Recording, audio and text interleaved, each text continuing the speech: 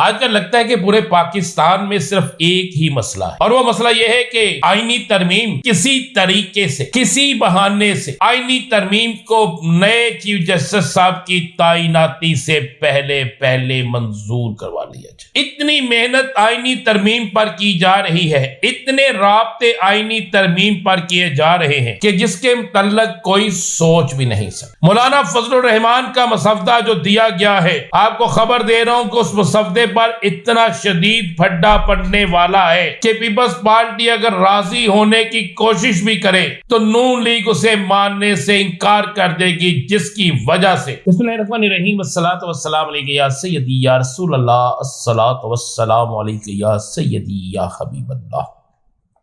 تمام سننے والوں کو السلام علیکم، میں ہوں رانا عظیم اور آپ دیکھ رہے ہیں میرا ویلوگ۔ آج کل لگتا ہے کہ پورے پاکستان میں صرف ایک ہی مسئلہ ہے، اور وہ مسئلہ یہ ہے کہ آئینی ترمیم کسی طریقے سے، کسی بہانے سے، کسی لالچ سے، کسی دباؤ سے آئینی ترمیم کو نئے چیف جسٹس صاحب کی تعیناتی سے پہلے منظور کروا لیا جائے۔ اتنی محنت آئینی ترمیم پر کی جا رہی ہے، اتنے رابطے آئینی ترمیم پر کیے جا رہے ہیں کہ جس کے متعلق کوئی سوچ بھی نہیں سکتا۔ لیکن آئینی ترمیم کے حوالے سے حال یہ ہے کہ آج مسلم لیگ نون کی ایک منسٹر نے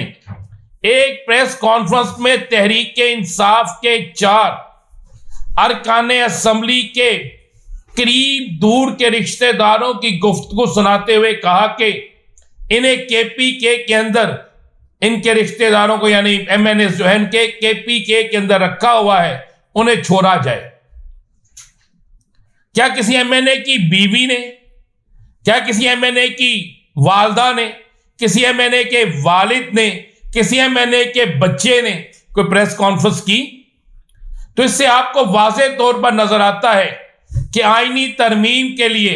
اب ان کا یہ عالم ہو گیا ہے کہ تحریک انصاف کے ووٹ ان کے پاس نہیں ہے، اور جن 4 لوگوں کا انہوں نے ذکر کیا ہے، جن 4 لوگوں کے حوالے سے ساری گفتگو سنائی گئی ہے، اس کا مطلب ہے کہ یہ ان 4 لوگوں کو ہر صورت میں قابو کرنا چاہتے تھے۔ تو آپ کو ایک بڑی بریکنگ نیوز دے رہا ہوں کہ آئینی ترمیم 25 اکتوبر تک نہیں آئے گی۔ آج بھی جو ایک بڑی اہم ترین نشست تھی مولانا فضل الرحمان اور پیپلز پارٹی کے درمیان، جس کے حوالے سے دعوے کیے جا رہے تھے کہ اس نشست میں سارا کچھ طے ہو جائے گا، آخرکار اس نشست کے حوالے سے مرتضی وہاب اور کامران مرتضی نے دونوں نے یہ کہا کہ ابھی کام ٹھیک چل رہا ہے، ابھی اور نشستیں ہوں گی۔ تو میرے پاس اطلاع ہے ایک حکومت کے پاس ووٹ پورے نہیں ہیں، حکومت کے اپنے چند بندے غائب ہیں، تحریک انصاف پر شب خون مارنے والی حکومت کی تیاری جو تھی وہ ناکام ہو گئی۔ مولانا فضل الرحمان نون لیگ کے کسی صورت قابو نہیں آ رہے۔ آپ کو خبر دے دیتا ہوں کہ مولانا فضل الرحمان کو میاں نواز شریف کا فون پھر کروایا گیا ہے۔ مولانا فضل الرحمان کو ہر طریقے سے دبانے کی، منانے کی، راضی کرنے کی، ڈرانے کی ساری کوششیں کی جا رہی ہیں، لیکن مولانا فضل الرحمان ان کے ساتھ بالکل ایک شطرنج کی کھیل کھیل رہا ہے، بالکل ان کے ساتھ ایسا کر رہا ہے جو انہوں نے پی ڈی ایم ختم ہونے کے بعد انتخابات میں مولانا کے ساتھ کیا تھا۔ مولانا وہی سب کچھ ان کے ساتھ کر رہا ہے، نہ ہاں کر رہا ہے نہ کر رہا ہے، اور مولانا درمیان میں آ کر ان کو چھوڑ جاتا ہے۔ مولانا فضل الرحمان کا مسودہ جو دیا گیا ہے، آپ کو خبر دے رہا ہوں کہ اس مسودے پر اتنا شدید پھڈا پڑنے والا ہے کہ پیپلز پارٹی اگر راضی ہونے کی کوشش بھی کرے تو نون لیگ اسے ماننے سے انکار کر دے گی، جس کی وجہ سے میں آپ کو یہ خبر دے رہا ہوں کہ یہ آئینی ترمیم 25 اکتوبر تک نہیں آئے گی۔ اور اگر 25 اکتوبر تک آئینی ترمیم نہیں آتی تو پھر 25 اکتوبر تک آئینی ترمیم کے نہ آنے کے بعد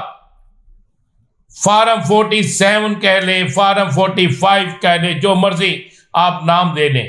پھر اس حکومت کا رہنا کسی صورت میں بھی نظر نہیں آتا۔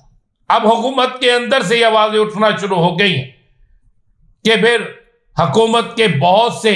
معاملات خراب ہو جائیں گے، بہت سے کیس کھل جائیں گے اور بہت سے الیکشنز کے حوالے سے چیزیں بے نقاب ہو جائیں گی۔ ایک اور بڑی آپ کو خبر دے دوں کہ تحریک انصاف کے 15 تاریخ کے احتجاج کو روکنے کے لیے یا رکوانے کے لیے یا اس احتجاج کو مؤخر کروانے کے لیے حکومت اور تحریک انصاف کے بیک ڈور رابطے شروع ہو چکے ہیں۔ اہم ترین ذرائع کہتے ہیں کہ ایک بڑے حکومتی ذمہ دار نے علی امین گنڈاپور سے